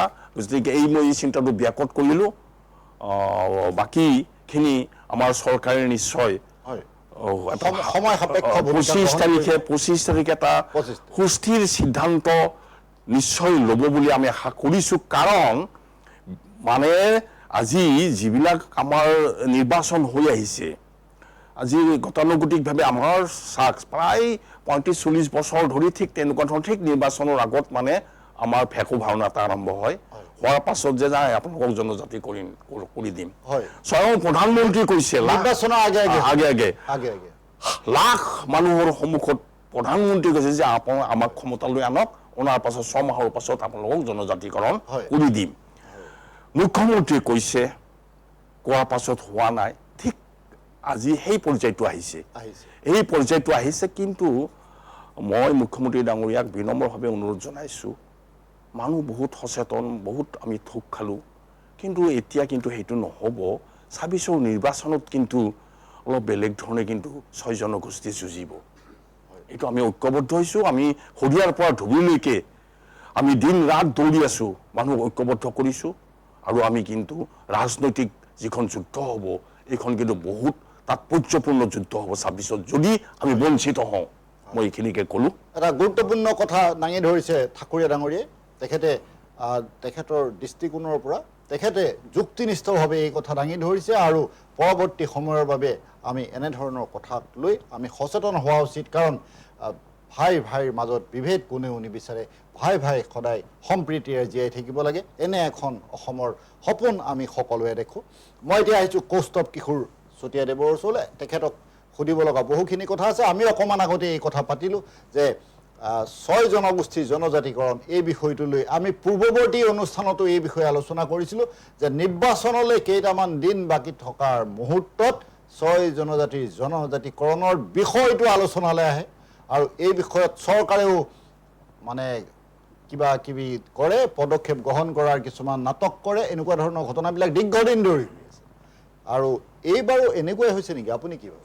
কংগ্ৰেছ চৰকাৰে যেতিয়া 6 জনগোষ্ঠীৰ জনজাতিকৰণৰ যিটো প্ৰস্তাৱ লৈছিলে সেই সময় 6 জনগোষ্ঠীৰ জনজাতিকৰণৰ প্ৰতিশ্ৰুতি দিয়াৰ পিছতো 6 জনগোষ্ঠীৰ জনজাতিকৰণ নহ'ল গতিকে সেই কথাতে সেই সময় ৰাইজ ক্ষোভিত হৈছিল আৰু 2014 চনত সেই সময়ৰ প্ৰধানমন্ত্ৰী পদৰ প্ৰাৰ্থী নৰেন্দ্ৰ মোদী ডাঙৰীয়াদেৱে অসমলৈ আহি শিৰ ফুলাই কৈছিল যে তেওঁলোক যদিহে তেওঁলোক শাসনলৈ আহে তেনেহ'লে 100 দিনৰ ভিতৰত 6 জনগোষ্ঠীৰ জনজাতিকৰণৰ মৰ্যাদা প্ৰদান কৰা এতিয়া বহুদিন পাৰ হৈ গ'ল লুইতৰ বুকুৱেদি বহু পানী বৈ গ'ল কিন্তু সেই প্ৰতিশ্ৰুতি কিন্তু আজিলৈকে প্ৰতিশ্ৰুতি হৈ থাকিল আৰু সেই সময়ত এতিয়া অসমৰ থলগিৰি মানুহবিলাক যিসকল ভূমিপুত্ৰ আছে ভূমিপুত্ৰসকলে নিশ্চিতভাৱে এক অস্তিত্বৰ সংকটত ভুগিছে আৰু অস্তিত্বৰ সংকটত ভোগাৰ পিছত সকলোৱে উপলব্ধি কৰিছে যে 6 জনগোষ্ঠীৰ জনজাতিকৰণৰ জৰিয়তে সাংবিধানিক স্বীকৃতি জনজাতীয় মৰ্যাদা যিদিনাখন লাভ কৰিব তাৰ পিছৰ পৰাই তেওঁলোকৰ ভূমি অধিকাৰ বা বিভিন্ন ধৰণৰ অধিকাৰবিলাক তেওঁলোকৰ সুৰক্ষিত হ'ব এই কথাটো বৰ্তমান অসমৰ মানুহে উপলব্ধি কৰিছে আৰু সেইকাৰণে আজি প্ৰতাৰিত প্ৰবঞ্চিত মানুহবিলাক আজি ৰাজপথলৈ নিজে ওলাই আহিছে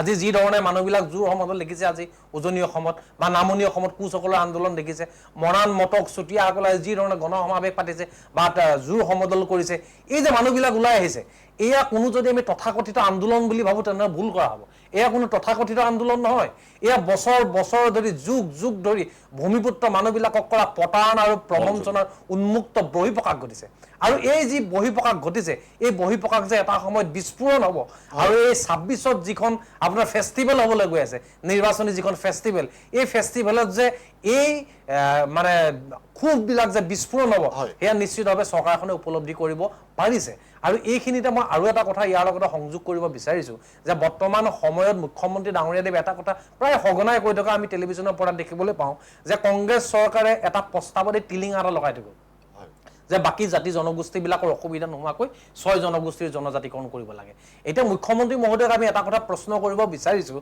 যে তেখেত শাসনলৈ অহাৰ পিছত মুখ্যমন্ত্ৰী হোৱাৰ পিছত এনেকুৱা ধৰণৰ বহু আইন প্ৰণয়ন কৰা হ'ল বহু আইন সংশোধন কৰা হ'ল যিবিলাক আইন সংশোধন কৰি তেওঁলোক ৰাজনৈতিকভাৱে লাভান্বিত হ'ব পাৰে কিন্তু এটা প্ৰস্তাৱ আজি ইমান দিনে কিয় সংশোধন কৰিব পৰা হোৱা নাই এইটো ক'ৰবাত তেওঁলোকৰ ৰাজনৈতিক সদিচ্ছাৰ অভাৱ ঘটিছে নেকি বা 6 জনগোষ্ঠীক তেওঁলোকে সদায় এনেদৰে ৰাজনৈতিক আঠিয়াৰ হিচাপে বা জনজাতিকৰণৰ বিষয়টো এক ৰাজনৈতিক অস্ত্ৰ হিচাপে ব্যৱহাৰ কৰি থাকিব পাৰিম বুলি যদি তেওঁলোকে ভাবিছে তেনেহ'লে তেওঁলোকে আজিও এখন সপোনৰ স্বৰ্গত তেওঁলোকে বাস কৰি আছে বৰ্তমান জনগোষ্ঠীয় ৰাইজে বৰ্তমান অসমৰ ভূমিপুত্ৰ ৰাইজে অসম এখন জনজাতীয় ৰাজ্য হোৱাটো আজি মনে প্ৰাণে কামনা কৰিছে আজি চাব আদিত্য খাকলৰি ডাঙৰীয়াদেৱে এই প্ৰেছ মিটটো কৰাৰ পিছত ট্ৰাইবেল সংঘৰ বহু জিলা সমিতিয়ে কিন্তু 6 জনগোষ্ঠীৰ জনজাতিকৰণ হোৱাত সহমত প্ৰকাশ আজি স্বয়ং সাগ্ৰামৰ মহিলাৰে কৈছে যে 6 জনগোষ্ঠীৰ জনজাতিকৰণ হোৱাত তেখেতৰ কোনো আপত্তি নাই তাৰ পিছত আদিত্য খাকলৰি ডাঙৰীয়াদেৱৰ অসুবিধাটো ক'ত তেখেতৰ অসুবিধাটো ক'ত তেখেতকতো আমি জনজাতি মানুহবিলাকৰ কাৰণে কোনোদিন মতা শুনা নাই আজি আমি টিভিৰ বিভিন্ন চেনেলত দেখি আছো শুনি আছো সঁচানে মিছা মোৰ ওচৰত তথ্য প্ৰমাণ নাই যে আজি কোনোবা এজন বহিৰাগত মানুহক 3000 বিঘা ট্ৰাইবেল ভূমিৰে অৰ্পণ কৰিছে সেই সময়ত আদিত্য খাকলৰি ডাঙৰীয়া ক'ত হৈ আছে আজি যদি জনজাতীয় ৰাজ্য নহয় তাৰ পিছত যদি অসমৰ এই বৰ্তমান জনজাতীয় হৈ থকা মানুহবিলাক অনাদি অনন্ত কাললৈকে সুৰক্ষিত কৰি ৰাখিব পৰাকৈ তেখেতৰ অধিকাৰ থাকিব নে নাথাকিব তেখেতৰ শক্তি আছে নে নাই ভূমিৰ অধিকাৰ তেখেতে ৰাখিব পাৰিব নে নোৱাৰিব গতিকে এই গোটেই কথাবিলাক আমাৰ ক'ব লগা আছে আমি তেখেতক পুনৰবাৰ আপোনাৰ জৰিয়তে এটা আহ্বান জনাব বিচাৰোঁ অসম চৰকাৰক আমি এটা কথা আহ্বান জনাব বিচাৰোঁ 25 নৱেম্বৰ তাৰিখে যদি সঁচাকৈ যদি তেখেতে মন্ত্ৰী গোটৰ প্ৰতিবেদনখন যদি অসমৰ মুখ্যমন্ত্ৰী ডাঙৰীয়াদেৱে মানে কেন্দ্ৰীয় চৰকাৰে প্ৰেৰণ কৰিম বুলি ভাবিছে তেনেহ'লে নিশ্চিতভাৱে এই 6 জনগোষ্ঠীৰ লগত এখন আলোচনাৰ সুসাধ্যপূৰ্ণ আলোচনাৰ খুব প্ৰয়োজন আছে কাৰণ তেওঁলোকে এই বিলখনৰ যিটো কাঠামো প্ৰস্তুত কৰিছে যিটো তেওঁলোকে প্ৰস্তুত কৰিব যিটো ৰিপৰ্ট তেওঁলোকে দিব সেই ৰিপৰ্টটো নিশ্চিতভাৱে সংগঠনবিলাকে জনাটো প্ৰয়োজনীয়তা আৰু ইয়াৰ লগে লগে আৰু এটা কথা যে ভাৰত চৰকাৰে জনগোষ্ঠীবিলাক জনজাতি হ'বৰ কাৰণে যিকেইটা বৈশিষ্ট্য প্ৰদান কৰিছে যি 5টা বৈশিষ্ট্য সেই বৈশিষ্ট্যকেইটা বৰ্তমান সময়ত এই জনগোষ্ঠীকেইটাক অক্ষুণ্ণ আছে নে নাই এনেধৰণৰ কথাবিলাকো বহুতো আছে সেই সময়ত ST SC national ST SC commission আৰু ৰেজিষ্টাৰ অফ জেনেৰেলে ৰিপৰ্ট দিছিলে এনঅচি দিছে যে জনগোষ্ঠীকেইটা জনজাতি হ'ব পৰা সম্পূৰ্ণ অৰ্হতা আছে এতিয়াও বৰ্তমান সময়ত আমাৰ এনেকুৱা কিছুমান সন্দেহ হয় যে এওঁলোকে অসম চৰকাৰৰ ৰিপৰ্টটো পঠাই দি পিছত যেনেকৈ ৰাজ্যসভাত বিলখন পাছ নকৰি চিলেক্ট কমিটিলৈ পঠাই দিছিলে এতিয়াও আকৌ তেনেকুৱা এক ৰাজনৈতিক পাকচক্ৰত 6 জনগোষ্ঠীৰ ৰাইজক আবদ্ধ কৰি ৰাখিব নেকি গতিকে এই কথাবিলাকো আমি অসম চৰকাৰৰ লগত বা ট্ৰাইবেল সংঘৰ লগতো আমি খুব ধুনীয়াকৈ পাতি অসমখন আমি কেনেকৈ অনাদি অনন্ত কাললৈকে সুৰক্ষিত কৰি ৰাখিব পাৰিম এই কথাবিলাকৰ এটা সমাধানৰ সূত্ৰ উলিয়াব লাগিব সময় হৈ গৈছে মোক চাগে আৰু সুবিধা নিদিব কিন্তু এখত মই এটা কথা আপোনাক কৈ যাওঁ বৰ্তমান জুবিন দাৰ কথাটো সকলোৱে যেটো মনত মানে এটা খুব আমি জুবিন দাৰ ন্যায় বিচাৰি সকলোৱে যেটো ৰাজপথত আছো আমি এটা ডিজিটেল আন্দোলন কৰিছো গতিকে তেখেতৰ ভাষাৰে এটা কথা ক'ব খোজো যে মোৰ কোনো ধৰ্ম নাই মোৰ কোনো জাতি নাই মই মুক্ত মই কাঞ্চনজংঘা গতিকে অসমত বসবাস কৰা প্ৰত্যেক মানুহৰে এতিয়া এটাই ধৰ্ম হওক এটাই আপোনাৰ জাতি হওক সেয়াই হৈছে আমি এখন জনজাতীয় ৰাজ্য হ'ব লাগে আমি প্ৰত্যেকৰে জনজাতীয় মানুহ হৈ জনজাতি হৈ যাতে অসমখনৰ ভূমি অসমৰ ৰাজনৈতিক অধিকাৰ অসমৰ শৈক্ষিক অধিকাৰ অসমৰ সাংস্কৃতিক অধিকাৰ যাতে ভূমিপুত্ৰ মানুহবিলাকৰ হাততে সুৰক্ষিত কৰি ৰাখিব পাৰো তাৰ কাৰণে সকলোকে আহ্বান জনাইছো আৰু আদিত্য খাকলাৰী ডাঙৰীয়াক পুনৰবাৰ আহ্বান জনাও যে আহক তেনে এখন জাতি ধৰ্ম বৰ্ণ নিৰ্বিশেষে এখন জনজাতীয় ৰাজ্য গঠন কৰাত আপুনি আগভাগ লওক আমি আপোনাৰ লগত সম্পূৰ্ণ সহযোগিতা নিশ্চিতভাৱে কৰিম চুতীয়াদেৱক ধন্যবাদ জনাইছোঁ তেখেতে ঠিকেই কৈছে আমাৰ অনুষ্ঠানৰ সময় ইতিমধ্যে অতিক্ৰম কৰিছে মোৰ হাতত আৰু 2 মিনিট সময় আছে এই 2 মিনিট সময়ত মই ৰাজীৱ বৰগোহাঁই ডাঙৰীয়াৰ ওচৰলৈ আহিছোঁ আৰু তেখেতক মই পুনৰ এটা কথাই ক'ব বিচাৰিছোঁ যে নো ST নো ৰেষ্ট এই ধ্বনিৰে অসম কপিবলৈ আকৌ আৰম্ভ কৰিছে আৰু তাৰ মাজতে 25 নৱেম্বৰৰ এই দিনটো আহি আছে সেই বিষয়ে আমি সম্পূৰ্ণৰূপে আলোচনা কৰিছোঁ আপোনাৰ মন্তব্য হিচাপে 2 মিনিটৰ ভিতৰত মই এটা শেষ মন্তব্য দিওঁ সৰি অসমৰ মুখ্যমন্ত্ৰীক মই এটা ৰিকুৱেষ্ট কৰোঁ আহোম সভাৰ হৈ আমাৰ এই 6 জনগোষ্ঠীক